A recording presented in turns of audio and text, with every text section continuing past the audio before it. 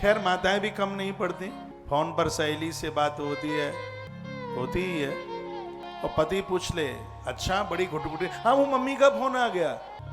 इतना रामबाण है उनके पास, मम्मी का फोन आ गया, मम्मी का फोन आ गया।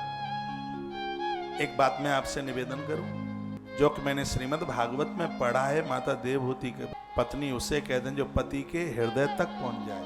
पिय ही असिय की जानन हारी, जो पिय के हृदय की समझे वो पति, और पिय के हिय की बात छिपा करके झूठ बोल करके नहीं समझा जा सकता।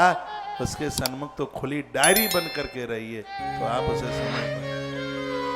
आत्मीयता पूरा जीवन निकल जाता है, पति और पत्नी में प्रेम नहीं हो पाता। बहुत कम है ऐसे इंसान जिनकी आत्मीयता एक दूसरे के साथ जुड़ी है। और सच तो यही है कि पत्नी एक शक्ति है तो पति शक्तिमान है।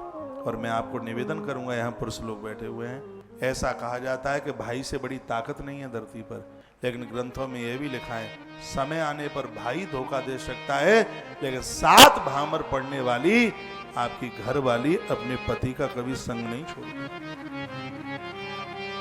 कोई बीमार हो जाए अस्पताल में बहुत देखने वाले लोग आते हैं, यहाँ तक माँ भी आती है, बाबूजी भी आते हैं, भैया भाभी सब आते हैं।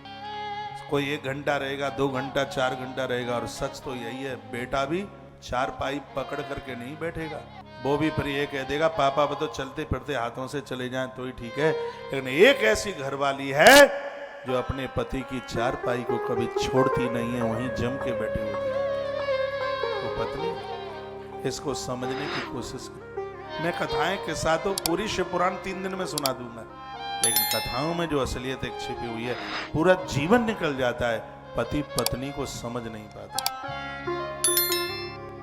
ये ऐसा क्यों होता है? बेटा मम्मी पापा सब आपस में बात करते हैं और अचानक उस घर की बहू आ जाए तो ऐसे चुप हो जाएंगे जैसे बिजली चली गई हो।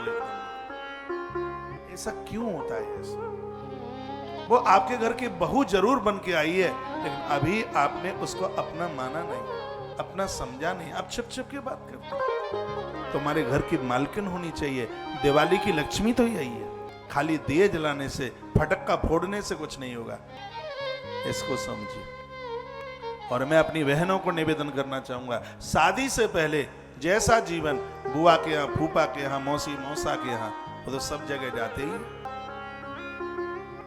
लेकिन विवाह के बाद जिस पति के साथ 7 भामर पड़ी हैं, उसके हृदय में बैठ जाओ, घर बना लो उसके हृदय में। माता जानकी की तरह पिय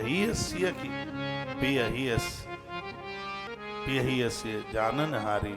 माता जानकी राम के हृदय की बात समझते हैं, तो फिर आप क्यों नहीं समझ? आप इसलिए नहीं समझ पाते हैं क्योंकि आपने उसके हृदय में जगह नहीं बनाई है। आदमी से झूठ बोलने में आप भी पीछे थोड़ी रहती। बुरा लग रहा होगा, लेकिन मैं बुरा बोल नहीं रहा हूँ। जब भी कोई बात होती है, आपकी मम्मी आपके पापा, ये मेरी बहनें ज्यादातर से पति को ऐसा ही बोलते हैं, आपकी मम्मी आपके पापा।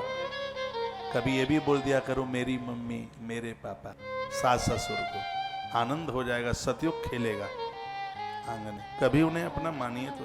इन बूढ़े बुढ़ा बुढ़ियों को कहूंगा, आप अपनी बेटी को मान गए हैं, लेकिन आप अपनी बहू को अपना नहीं मान पाते।